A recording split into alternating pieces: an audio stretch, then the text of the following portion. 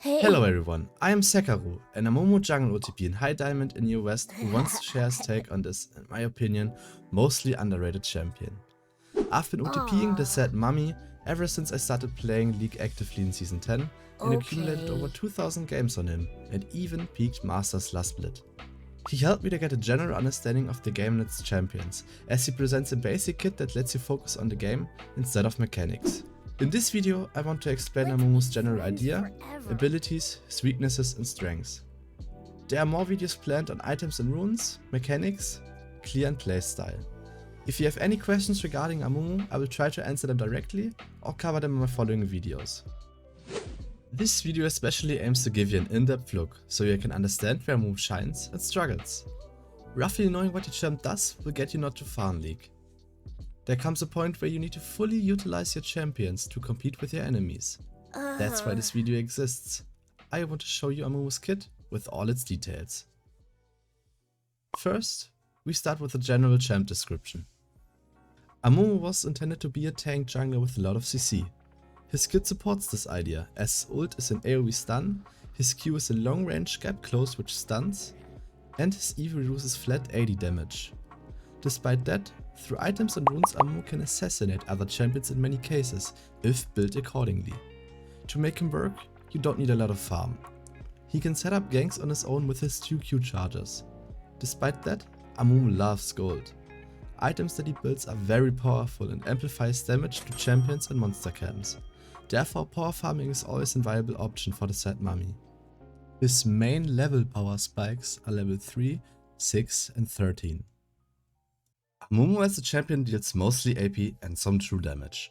The true damage comes from his passive, Cursed Touch, which gets applied for 3 seconds by auto takes or his ultimate.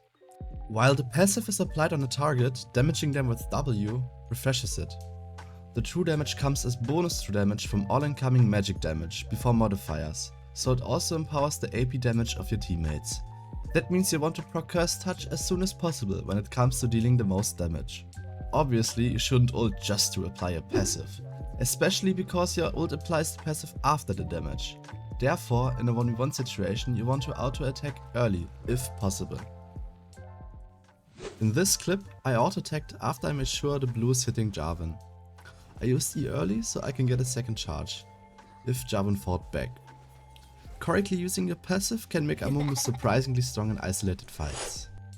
It can be applied to everything but towers and things like Zyra Brand or Yorick Wall, so you can use it against minions, monsters and champions.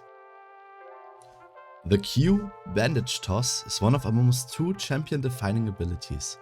It has 2 charges and is a long range gap close that stuns the target for 1 second.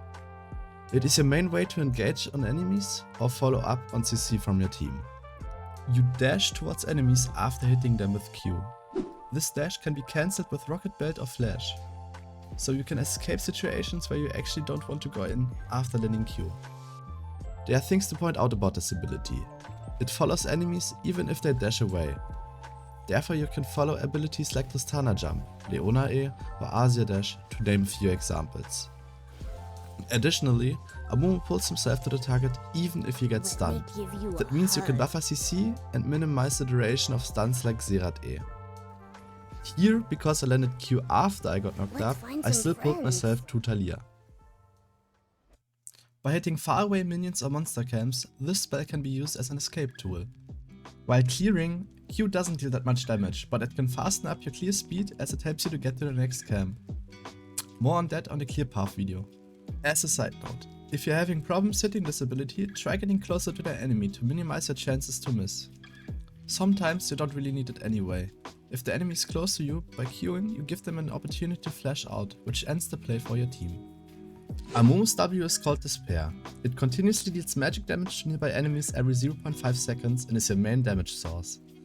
Also, it refreshes your passive. This ability is activated and deactivated by toggling, which even works while you are dashing after hitting Q. Using Despair costs a lot of mana. As mana is a really limiting resource for Amumu, using W carelessly can put you in situations where you are unable to fight, because you don't have any mana left. Tantrum is Amumu's E. After a cast time of 0.25 seconds, Amumu deals a small burst of magic damage to nearby enemies. It has the same range as W. This ability has a passive with two parts. Firstly, all physical damage before modifiers get reduced for a flat amount based on the level of this ability and your bonus resistances. Secondly, all basic attacks that hit Amumu reduce the current cooldown of his E by 0.75 seconds. While casting this ability, you can use Flash to instantly hit the damage. As a side note, Baron attacks are basic attacks, Dragon attacks aren't though. This is one of the reasons why early solo Drakes are hard for Amumu. Amumu's ult, Curse of the Sad Mummy, is his other champion defining ability. After a cast time of 0.25 seconds, this ability deals AoE magic damage, knocks down and stuns nearby enemies for 1.5 seconds.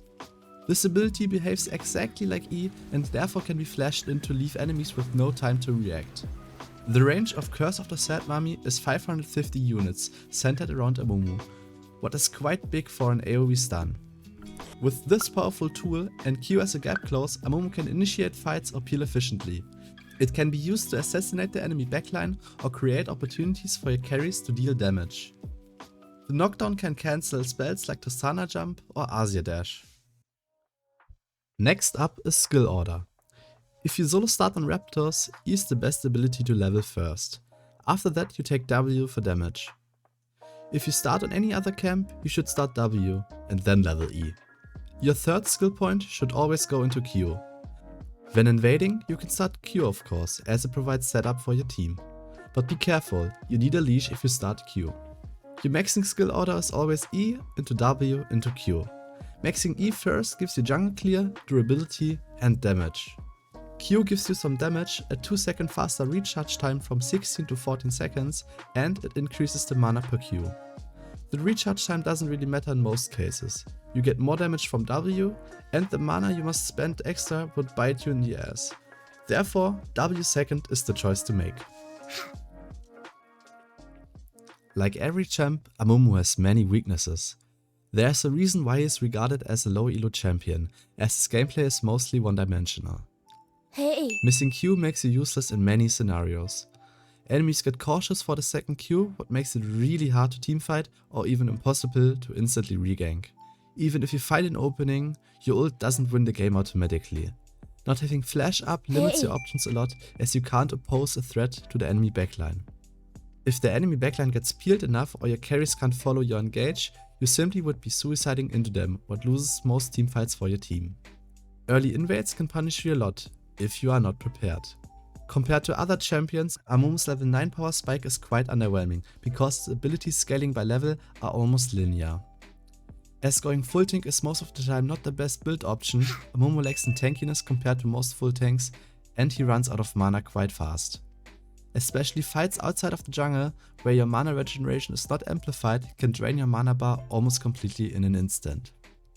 After using your ult in the early game, the high cooldown can hold you back quite a lot. Amumu without ult lacks in power and can be punished easily, if his Qs are getting dodged properly. Taking objectives alone early is risky, as you lack the damage and tankiness.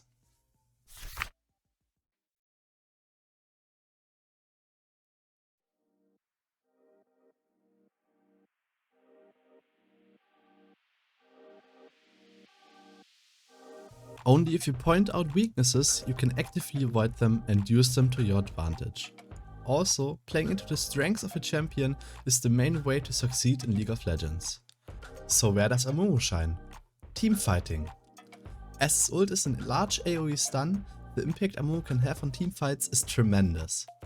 Engaging, peeling, or even assassinating is possible, but choosing the right option needs an accurate evaluation of the given situation and its champions. Review your teamfighting, and you will get a good understanding of what to do when. It takes time. Generally, fighting against champions that are melee, AD, or that can't avoid you amplifies your impact on the game a lot. Amumu's Q is really long. Ganking and setting up kills for your team is easy against most enemies that can't avoid it. Skipping camps to get those kills is worth it in many scenarios, because Amumu doesn't need much XP to function properly. What accelerates him the most though are items.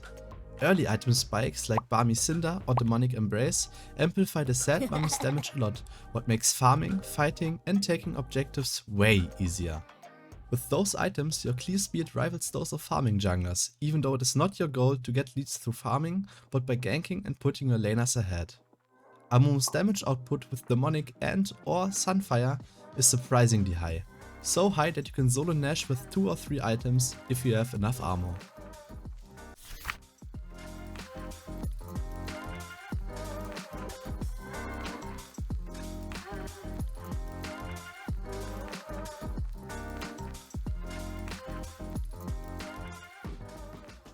Lastly, we come to the conclusion. Where are we going? Amumu is an easy to learn champion that can be useful in every team composition, as he has many options to play and be useful.